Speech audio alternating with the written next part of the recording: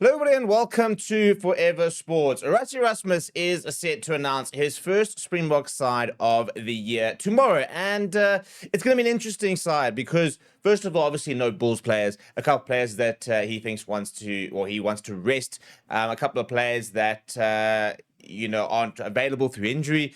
And a weird situation where this is a Barbarians game and one of the few games you probably have this year to be able to experiment, but at the same time, this is the only game we have together before England, which is probably our biggest game before the All Blacks game come in August. And Rassie Erasmus last week said he desperately wants to beat England. So it is very much a big game for the Boks. And as a result, I think you're going to have to see a bit of a balance this weekend between trying a couple of new faces, but also giving some of the older guard, inverted commas, a run and getting players playing together again in an actual match situation. So it's going to be quite a difficult team to predict, to be honest. And I think that there will be a couple of big names. I think there'll be a couple of new faces. Obviously, a lot of under 20 players who expect to feature more in the South African A side rather than the sort of the Springbok side to take on the Barbarians. But we'll only know exactly what Rassie Erasmus is thinking come tomorrow. The nice thing is they basically can use 46 players, on Saturday between the Barbarians game and the Zimbabwe game,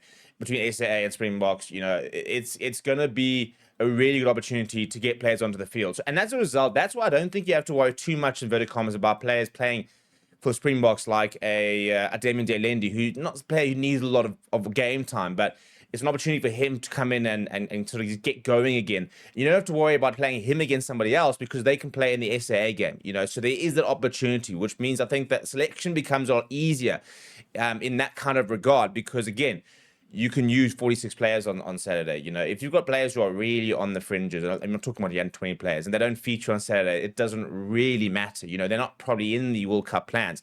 This is about exposing them to the structures versus rather than getting them, inverted commas, capped. I mean, it's an official cap on Saturday because it's a Barbarians game. So I've gone with a bit of a mix, and I'll be interested to see what your predicted team is. And put it down in the comments. Go to my picks right now. You can go and select your predicted side. Go and see if you think, what Rassie Erasmus is going to cook up. See how many you can get right when he makes his announcement tomorrow afternoon. And obviously, you can then predict your score for this weekend. And we're going to get leagues going. And it's going to be a really cool season there on my picks. So this is the side that I've gone with. And immediately, you can see there's a couple of old guard and some new faces. Now, in the front row, we'll start there. I think Ntuka has been playing such good rugby of late. He's a big part of the Bok plans. He's a player that Rassie continuously mentioned last year as being injured, and he's had such a good season for the Stormers.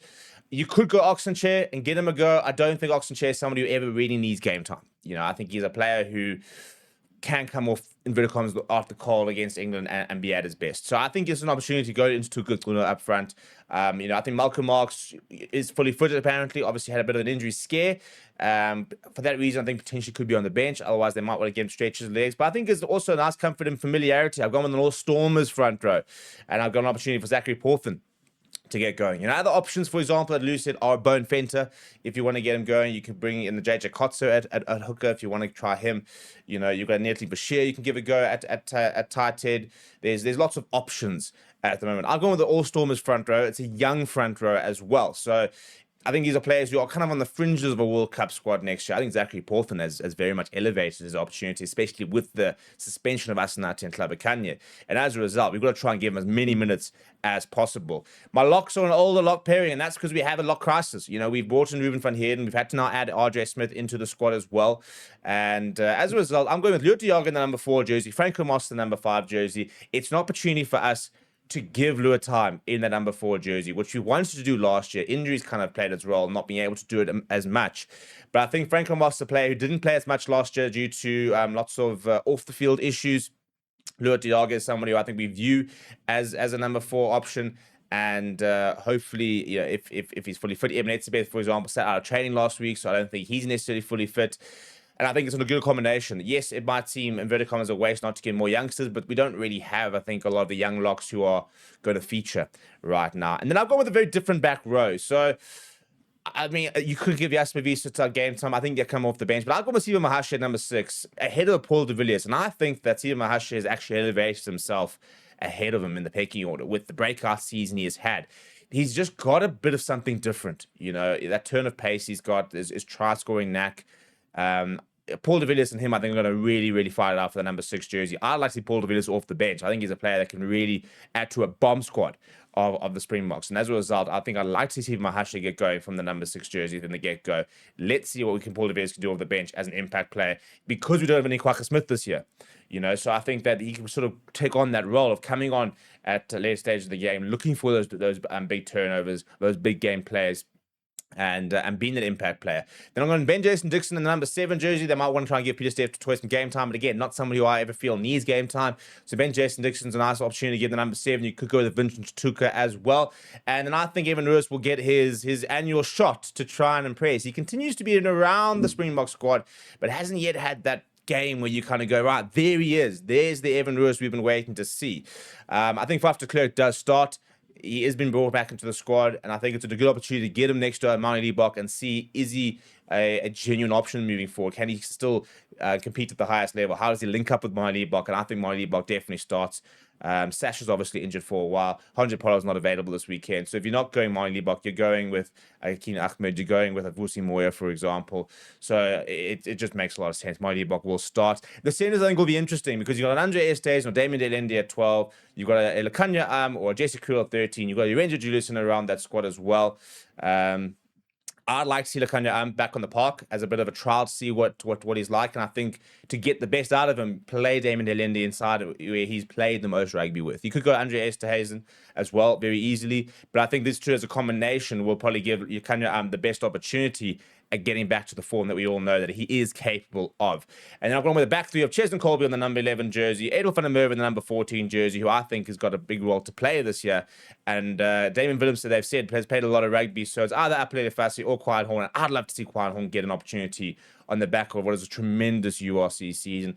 Apelele Fassi is right now ahead of the pecking order, but this is an opportunity, I think, to give Quiet Horn a go in the number 15 jersey and see what he can do. So that's sort of the 15 I've got. The bench, based on this, I'd go with a standard 5-3 split probably to try and get new faces in. I'd love to see an Imad Khan get an opportunity off the bench and just come over. Hashim Pete, for example, maybe a Nico Steyn. I think Nico Steyn and Hashim Pete probably quite likely to be involved in the SAA game. I think that, I don't think you need Jesse Kriel to get game time, but you could put a Julian Julius on the bench. You could have obviously Apelele Fassi on the bench. He covers 11, 14, and 15. So there's lots of options over here. You could look at any sort of front row combinations, and this could be very far from what Rassie Erasmus is thinking. But I like to think that this has a good balance of lots of experienced players while still getting some new players involved, and a bit of a blend of the old and the new, and some of the older players you can use on the bench. So if things are going badly, you can kind of deploy them on inverted commas or get a 20-minute run out. But they do like to start some players and kind of put them in that position, see how they cope. So that's what I'm going with.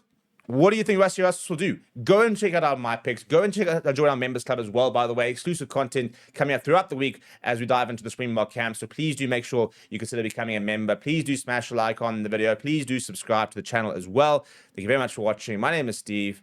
I'll chat to you soon.